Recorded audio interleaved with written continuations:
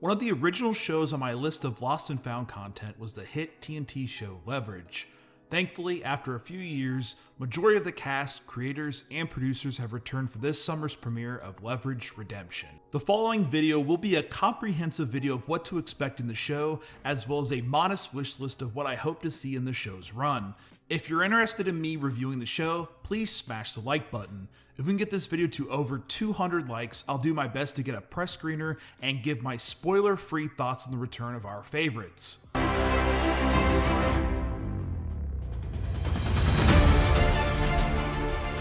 So Leverage Redemption is the pseudo-sequel to that hit TNT show we all fell in love with.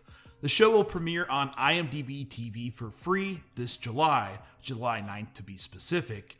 The series will be released in 2 parts, with the first 8 episodes being available to watch starting the 9th, and the remaining to be streamed this fall. So that's a pretty exciting tidbit for fans. The official synopsis for the show is, in this new iteration and new world, the Leverage crew have watched as the rich and powerful continue to take what they want without consequence. Grifter Sophie Devereaux, Thief Parker, hitter Eliot Spencer, and hacker Alec Hardison have watched the world change over the last 8 years. Since their last job, it's become easier and sometimes legal for the rich to become richer and the powerful to squash anyone who gets in their way. To address the changes in the world around them, the team finds new blood in Harry Wilson, a corporate lawyer who is looking for redemption after realizing he had been sitting on the wrong side of the table for his entire career, and Breanna Casey, Hardison's foster sister, who has a knack for computers, robotics, and getting into trouble. Okay, so a few things to note on the show. Obviously, the biggest notice to me is the lack of Timothy Hutton. Now, I'm not going to go into details about that, but it is in relation to a legal matter. For the most part, I'm totally ignorant to it, but I don't see anything addressing his absence. His spot will now be filled by Noah Wyle, who was in The Librarians with Christian Kane, the show also created by the same minds behind Leverage.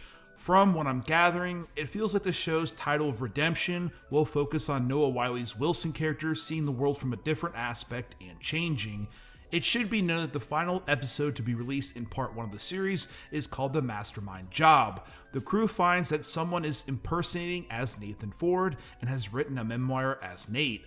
That could be interesting and could possibly be a deeper dive into what happened with the character. The final interesting tidbit is that Aldis Hodge is a recurring role and not a series regular. The character of Breanna Casey, a hacker with the same foster mother as Hardison, will fill in the role as the hacker for the show. As for the Leverage Redemption wish list, I try to keep it on the light side and include minor things that I think would be possible. I'd absolutely love to hear what you have in mind for the return, so let me know in the comments what you would like to see.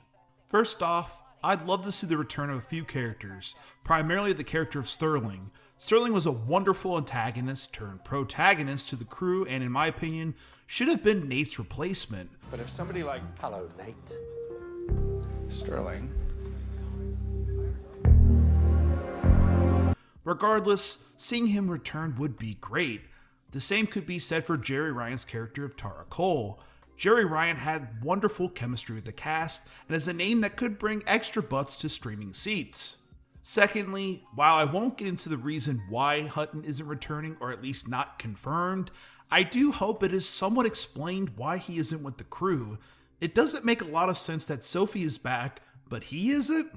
The same goes for Hardison. Aldis Hodge has other responsibilities between shows and movies, so from my understanding, he could only do so much. So they'll have to explain that in a reasonable fashion.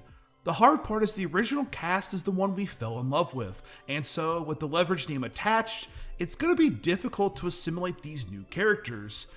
That being said, with the same team attached behind the camera, I should give them more credit. The final thing is something I witnessed with quite a few shows that switch from cable or network television to streaming services. For whatever reason, the show's writers, producers, creators want to dial up the maturity in a way that doesn't feel natural to the show. Listen, I'm not trying to be a prude here, as some of you have suggested before, but if Hardison starts dropping F-bombs and Eliot's cutting people's arms off, it's not gonna feel right. The comparison I come to mind with is a show I reviewed called Designated Survivor. The tone and atmosphere changed quite a bit. so much so that quite a few people don't like the third season, so I'm hoping the Leverage crew retains that charm that we love so much about them. Overall, I'm excited for Leverage Redemption. I'm admittedly holding my breath a bit, as while the show is returning, I'm not getting the exact crew I wanted, and I'm sure Noah Wyle will make a good addition.